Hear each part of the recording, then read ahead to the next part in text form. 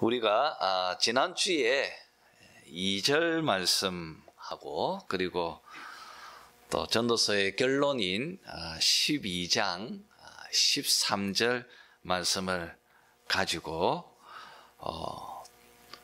범죄를 저지르고 에덴 동산에서 추방당한 그 하나님을 떠난 인생의 결국은 허무할 뿐이고 모든 것이 헛될 뿐이다고 하는 전도자의 인생을 향한 냉철한 진단을 우리가 살펴보았습니다.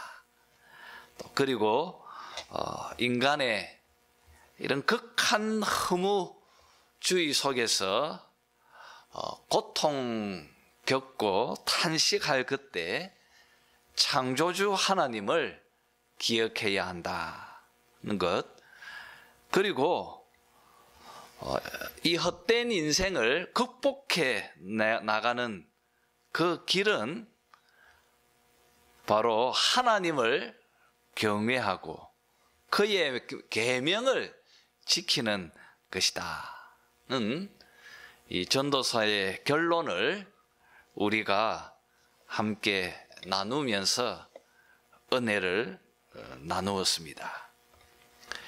이제 오늘은 특별히 3절을 중심으로 해서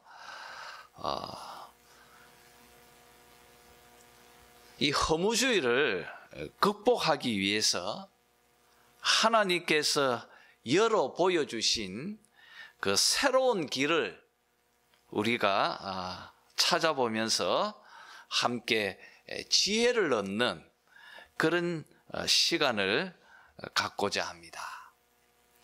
여러분, 3절을 한번 같이 읽도록 합시다.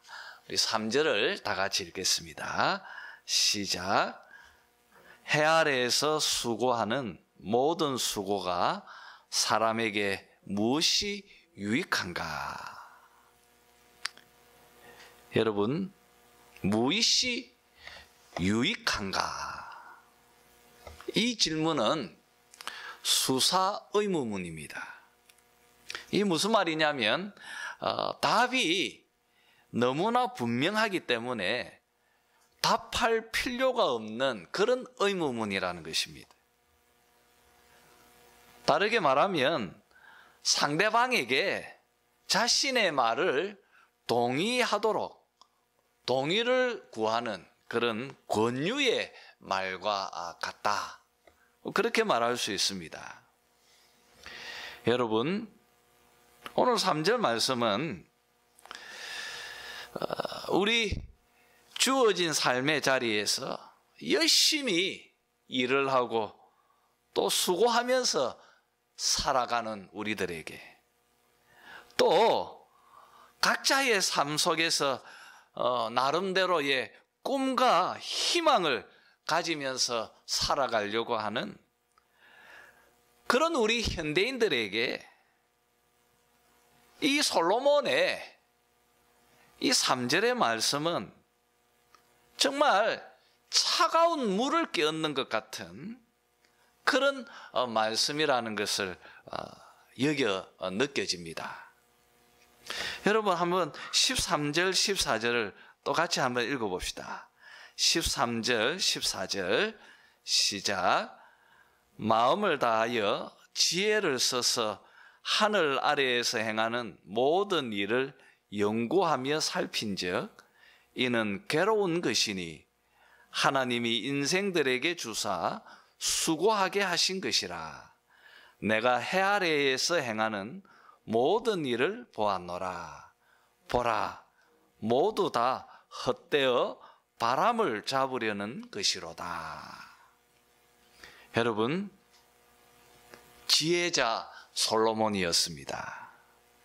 그가 오늘 말씀처럼 마음을 다하며 지혜를 써서 하늘 아래에서 행하는 모든 일을 연구하며 살폈다고 말하고 있습니다.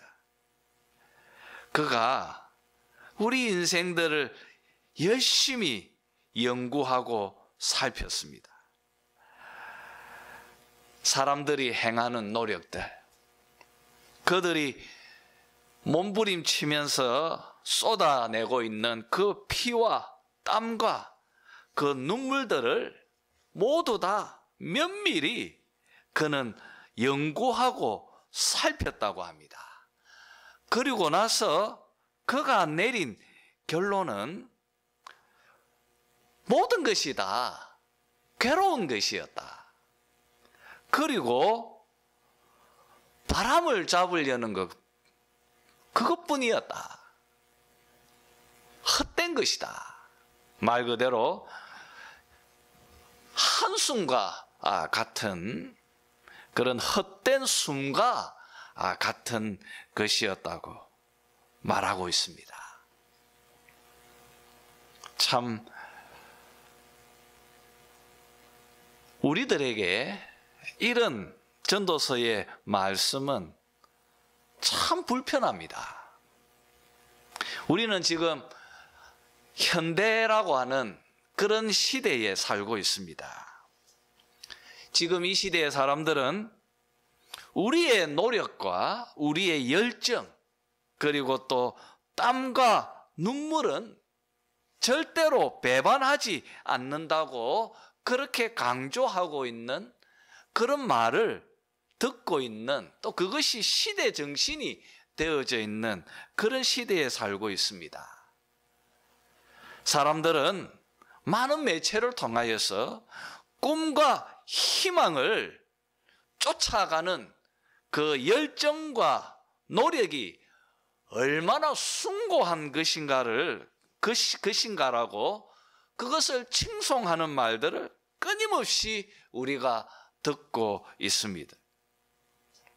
정말 이 시대는 인간을 향한 끝없는 자기 긍정, 또 자기 발전을 향하는 그런 자기 확신에 가득 차 있는 그런 인간 중심의 시대, 또 다르게 말하면 인간 숭배의 그런 현대 문명 속에 우리가 살아가고 있습니다.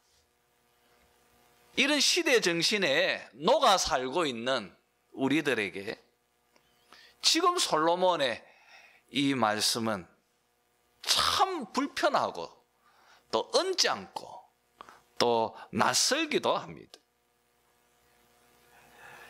모든 것이 헛되다. 우리의 모든 수고들이 도대체 무슨 유익이 있는가? 그 모든 것이 다 괴로울 뿐이다. 다 바람을 잡으려고 하는 것일 뿐이다. 혹자들은 이렇게 말할 것입니다. 목사님, 너무 비관적이지 않습니까? 사람들에게 긍정의 에너지를 불어 넣어줘야지. 어떻게 이렇게 비관적인 말을 할 수 있습니까? 그렇게 말하고 또 마음에 그렇게 생각이 떠오르는 분들이 있을 것입니다. 여러분, 지금 제가 저의 말을 하는 것이 아니지 않습니까? 지금 저는 하나님의 말씀을 전하고 있지 않습니까? 지금 이 말씀은 하나님께서 성령의 감동을 입은 솔로몬의 입을 통하여서 직접 우리들에게 전달하고 있는 말씀이지 않습니까? 그러니 여러분, 우리는 이 당황스럽고 또 불편한 이 말씀 앞에서 왜 하나님께서 우리들에게 이런 말씀을 주고 계시는지, 또 이 말씀을 통하여서 우리가 어떤 교훈을 얻을 것인지, 그리고 또 어떤 지혜를 얻을 것인가, 그것을 우리가 이 말씀 앞에서 질문해야 할 것입니다. 자, 그러면 우리가 한번 이 말씀을 한번 면밀히 보았으면 합니다. 여러분, 왜 성경은 우리들의 인생의 수고가 유익하지 않고 이렇게 헛될 뿐이라고 말하고 있습니까? 무엇 때문입니까? 우리가 이 질문에 답을 찾기 위해서 창세기 3장을 우리가 보아야 하는 것입니다. 창세기 3장 17절에서 19절 말씀을 한번 찾아서 읽었으면 합니다. 창세기 3장 17절에서 19절 말씀까지입니다. 다 같이 읽겠습니다. 창세기 3장 17절에서 19절까지입니다. 시작. 아담에게 이르시되 네가 네 아내의 말을 듣고 내가 내게 먹지 말라 한 나무의 열매를 먹었은즉 땅은 너로 말미암아 저주를 받고 너는 내 평생에 수고하여야 그 소산을 먹으리라. 땅이 내게 가시덤불과 엉겅퀴를 낼 것이라. 내가 먹을 것은 밭의 채소인즉 내가 흙으로 돌아갈 때까지 얼굴에 땀을 흘려야 먹을 것을 먹으리니 내가 그것에서 취함을 입었음이라. 너는 흙이니 흙으로 돌아갈 것이니라 하시니라. 여러분, 바로 이 말씀이 우리의 수고가 유익하지 않고 헛된 이유입니다. 바로 이 말씀이 전도서의 그 탄식과 같은 그 인간의 허무와 무의미의 원인인 것입니다. 여러분, 오늘 말씀은 하나님께서 범죄한 아담과 하와에게 그리고 우리 인류에게 주고 계시는 저주의 심판의 말씀입니다.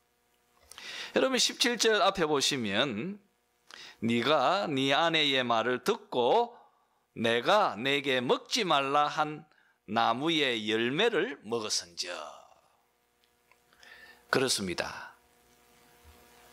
먹지 말라고 하는 나무의 열매, 선악과를 그가 먹었습니다. 하나님의 계명을 어겼습니다. 그가 범죄했습니다. 그 범죄한 것에 대한 하나님의 저주, 하나님의 심판입니다. 인간에게 주신 하나님의 형벌이었습니다. 그것은 바로 여러분, 인간이 죽도록 수고하면서 일을 해야 먹을 수 있다는 것입니다. 왜냐하면 땅도 같이 저주를 받아서 가시덤불과 엉겅퀴가 나오기 때문입니다.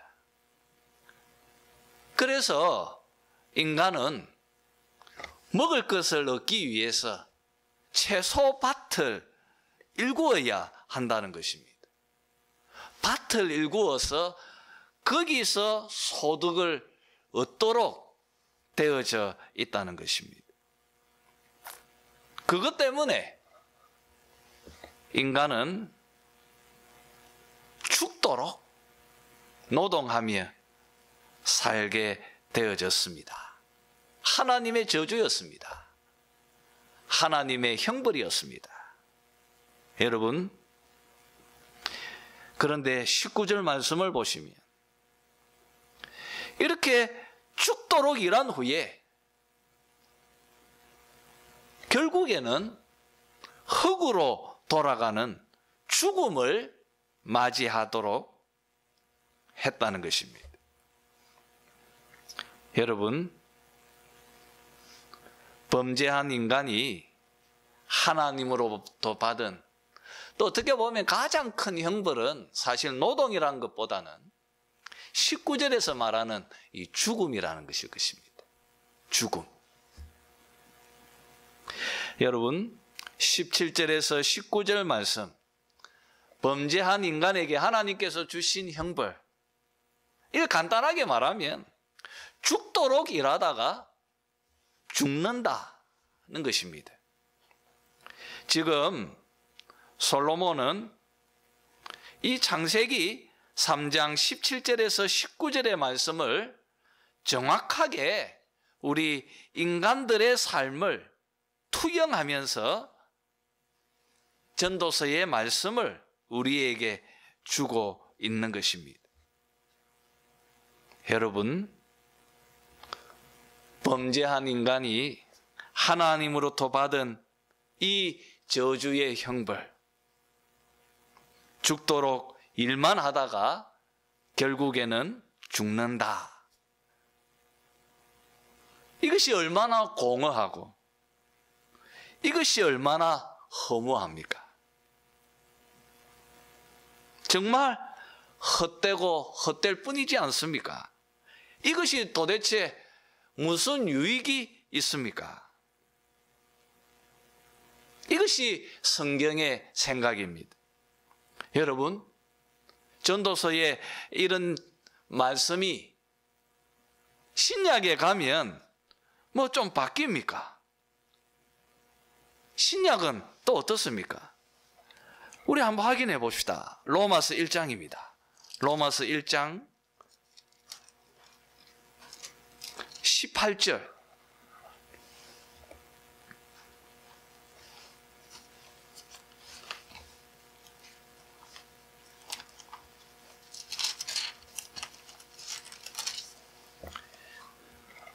로마서 1장 18절 한번 같이 읽어봅시다. 시작.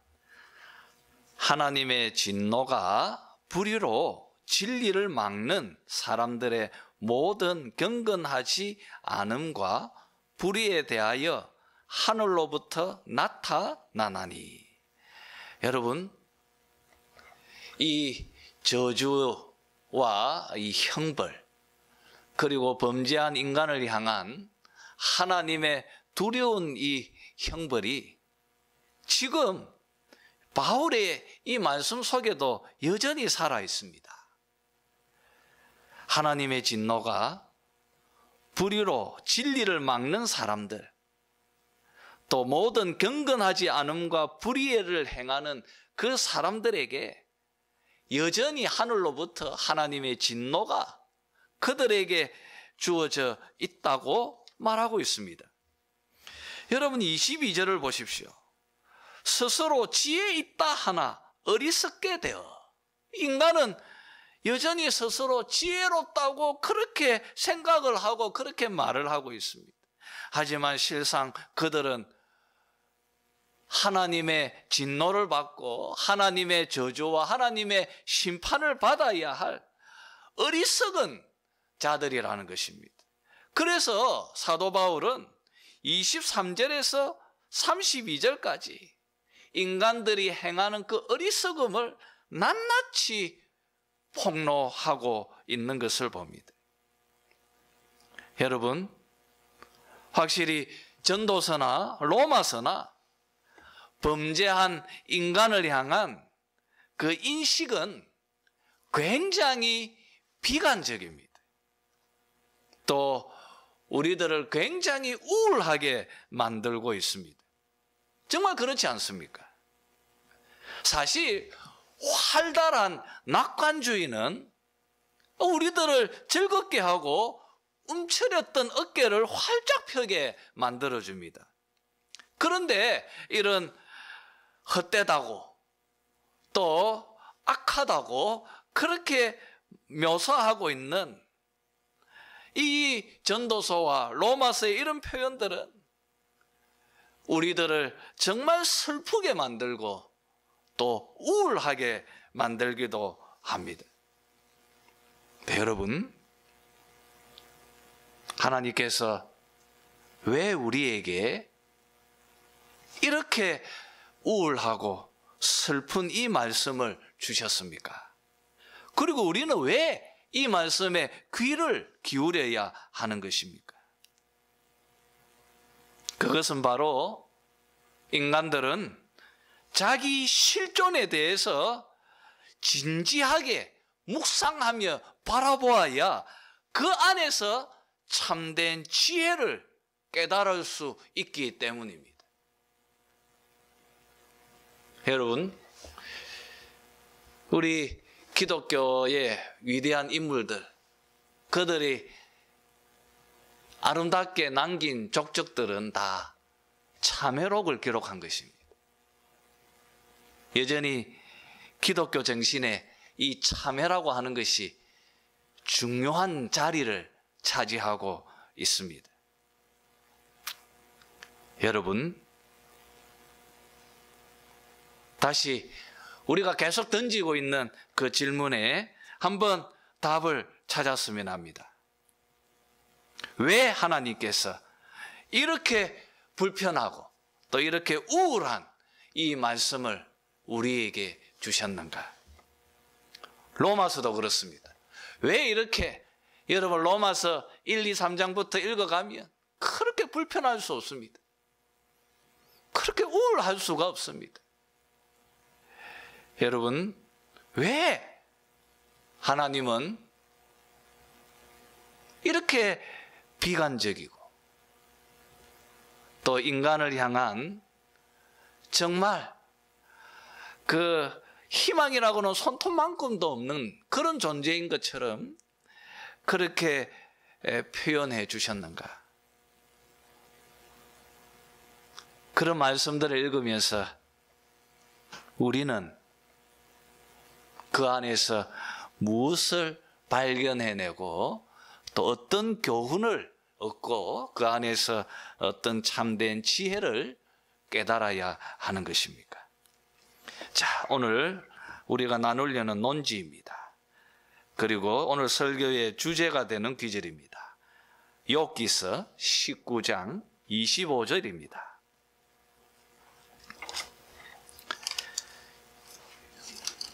욥기서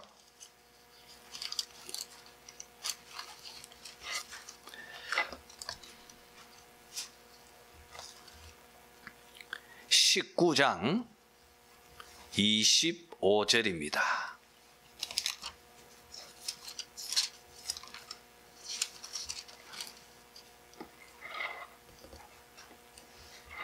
자, 같이 한번 읽을까요? 욥기서 19장 25절. 오늘 설교의 논지이고 그리고 또 하나님께서 전도서를 우리에게 주셨던 그런 이유라고 말할 수도 있을 것입니다. 같이 읽겠습니다. 시작. 내가 알기에는 나의 대속자가 살아계시니 마침내 그가 땅 위에 서실 것이라. 여러분, 지금 욥은 극도의 고통과 아픔을 겪고 있습니다. 여러분, 욥은 당대의 의인이었고 엄청난 부자였습니다. 그는 정말 다복하고 행복한 삶을 살고 있던 사람이었습니다. 많은 사람들의 존경을 받는, 참 우리로 말하면 참 아쉬울 것이 없는 정말 부러움의 대상으로 살던 욥이었습니다. 그런 욥이 갑자기 나락으로 떨어져 버렸습니다. 자식들이 다 죽고 재산이 다 사라지고 아내도 떠나고 자신은 질병으로 근근히 생명만 유지하고 있습니다.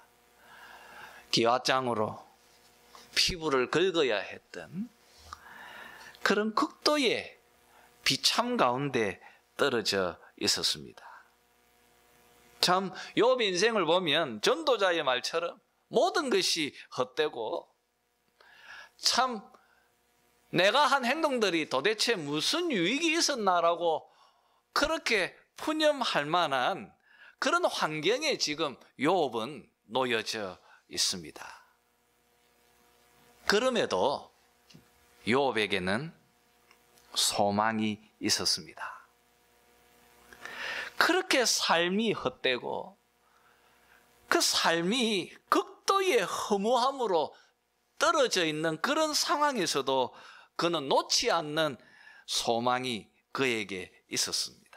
그것이 바로 오늘 이 25절의 이 말씀입니다. 그것은 바로 하늘로부터 구속자, 대속자가 땅에 오실 것이라는 것입니다.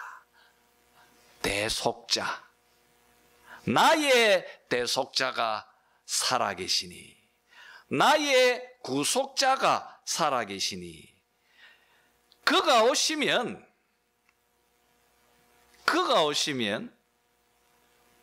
욥의 모든 수고와 눈물과 그 허무하고 의미 없는 그 삶을 돌려놓아 주실 것이라는 것입니다.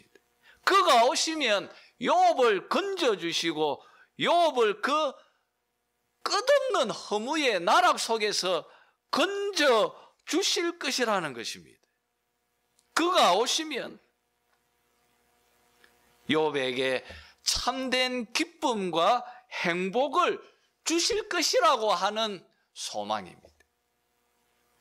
여러분, 욥의 이런 구속자, 이 대속자를 향한, 그리고 이 메시아를 향한 이 소망은 시편에서도 면면히 흐르고 있을 거예요. 또 선지서에서도 계속 흐르고 있으면서 성경에서 초지일간으로 계속 흐르고 있는 확신인 것입니다. 여러분, 그저 헛되고 헛된 인생을 반복하고 있을 뿐, 그래서 결국은 죽음의 문 앞에서 그 문을 열고 들어갈 수밖에 없는 그런 인생들, 하나님께서 저주하시고 하나님께서 형벌로 던져놓은 그 비참한 그 죄에 빠져 있는 인간들, 그래서 극한의 허무함에 사로잡혀 사는 그들에게 하나님은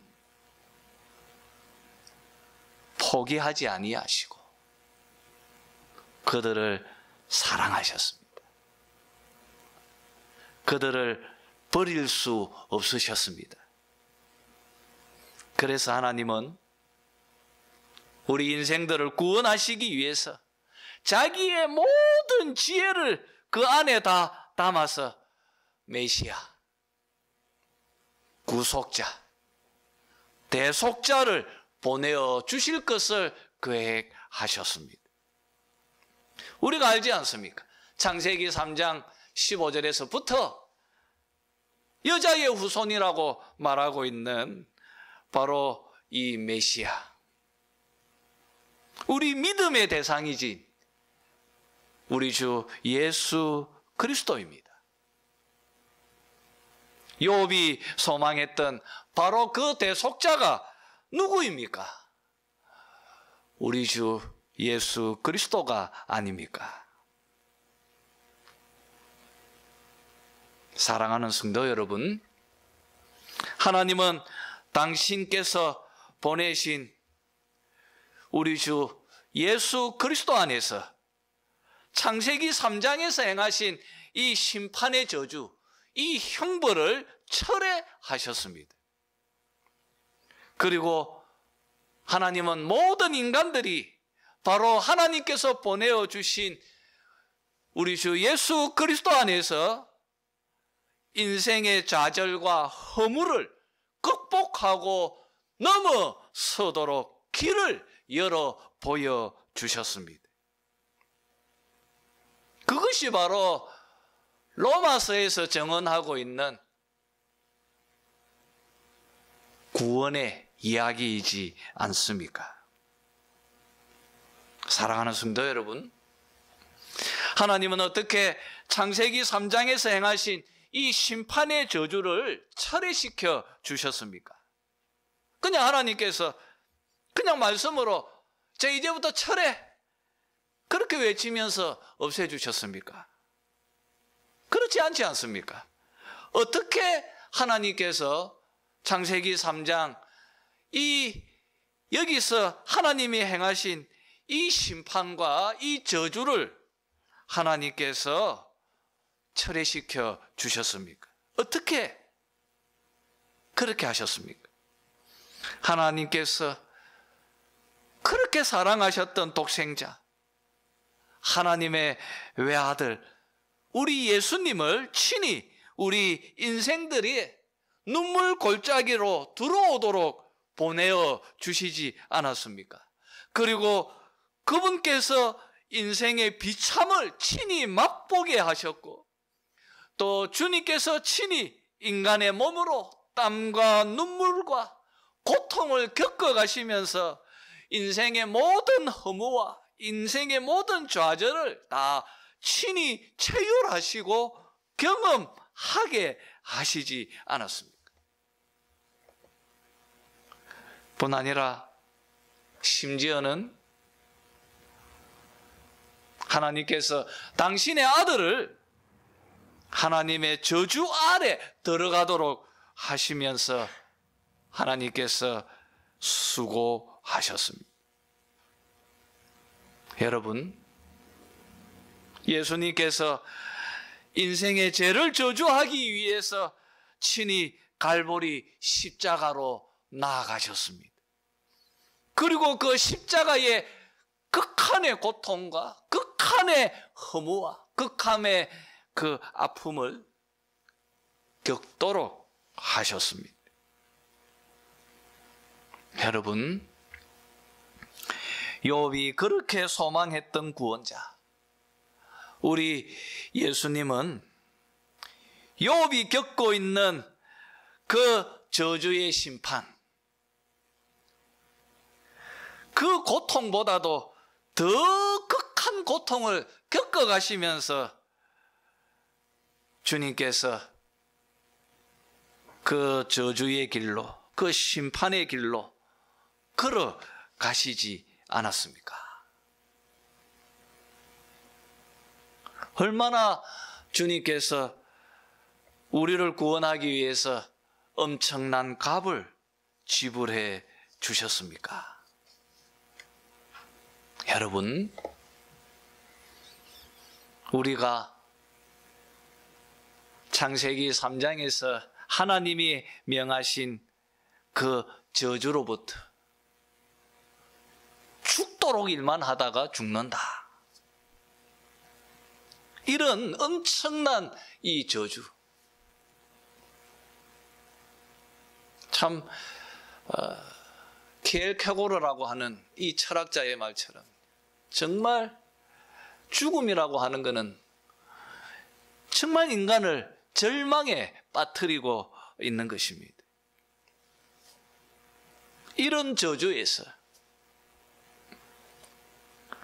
하나님께서 우리를 구원하시기 위해서 우리가 행한 것은 단 하나도 없습니다. 모든 수고는 다 우리 주님께서, 우리 메시아 되시는 우리 예수님께서 다 행하셨습니다. 그저 하나님 우리에게 딱 한 가지 요구하셨습니다. 너의 영혼의 손을 내밀어서 믿음으로 주님께서 만들어 놓으신 그 모든 구원을 받기만 하면 된다고 말씀하셨습니다. 이것이 믿음입니다. 믿음은 바로 우리가 내미는 영혼의 손입니다. 그 손에 하나님께서 주님을 통하여 우리에게 주시려고 하던 모든 구원들을 다 주셨습니다.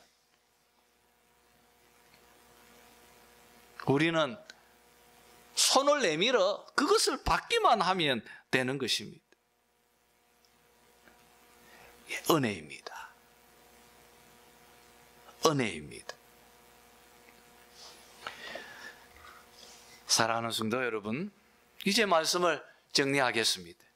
하나님께서 왜 솔로몬에게 모든 것이 헛되고 헛되다고, 삶의 모든 수고가 아무런 유익이 없다고 그렇게 탄식하는 소리를 듣게 하셨습니까?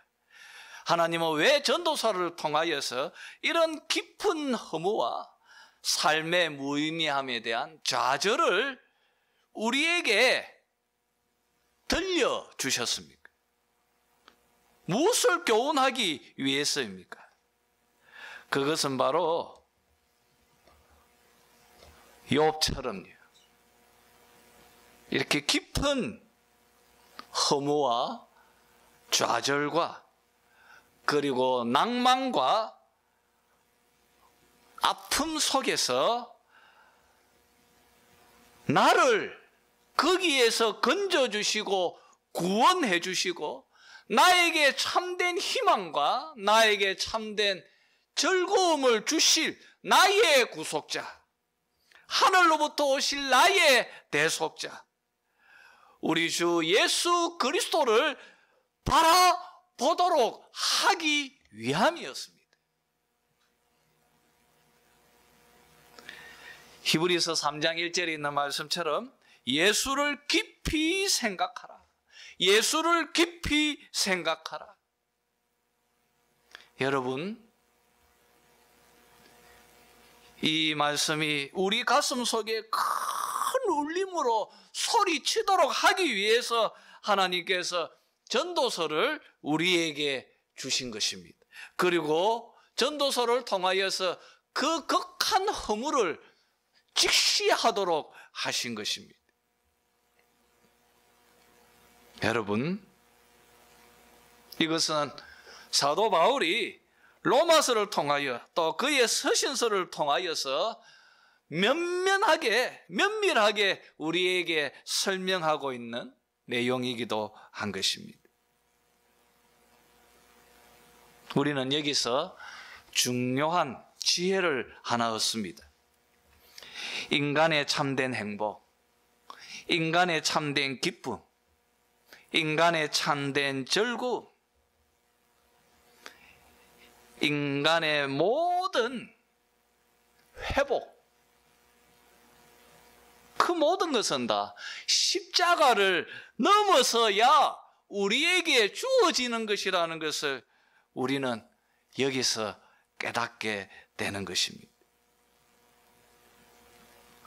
이것이 지혜입니다. 여러분, 무엇이 지혜입니까? 지혜는 인간을 신뢰하지 않고, 나를 신뢰하지 않고, 나를 저주에서 구원해 주신 바로 우리 주 예수 그리스도, 그분의 십자가로 나아가서 그 골고다 언덕을 넘어서는 것, 그것이 지혜입니다. 고린도전서 1장에 있는 말씀처럼 십자가가 바로 하나님의 지혜인 것입니다. 우리가 새해를 시작하고 있습니다. 저는 여러분들이 올 한 해 하나님의 지혜가 녹아져 있는 십자가를 깊이 묵상하는 여러분이 되었으면 좋겠습니다. 예수를 깊이 생각하라. 이 말씀을 가슴팍에 새기면서 올 한 해를 걸어갔으면 좋겠습니다. 그러면서 솔로몬처럼 여러분의 삶을 정직하게 진지하게 한번 꿰뚫어 볼 수 있기를 바랍니다. 그 안에서 나의 한계, 그리고 내가 가고자 하는, 또 내가 성취하려고 하는 그것이 정말 내가 원하는 것인지 아니면 내 안에 계신 우리 주 예수 그리스도께서 원하시는 것인지를 한번 진지하게 물어보는 그런 시간들이 있게 되어졌으면 좋겠습니다. 그리고 무엇보다도 그분을 인격적으로 만나고 경험하는 그런 여러분들이 되었으면 정말 좋겠습니다. 예수님을 말씀 안에서 만나고 경험하는 여러분이 되시고, 욥처럼요, 자기 삶의 가장 극한 그 상황 속에서 자기를 포기하는 것이 아니라 그곳에서 욥처럼 나의 대속자, 바로 나의 구원자, 십자가를 붙들 수 있는 그런 영적인 은혜들이 여러분에게 새해부터 열려지기를 주님의 이름으로 축원합니다.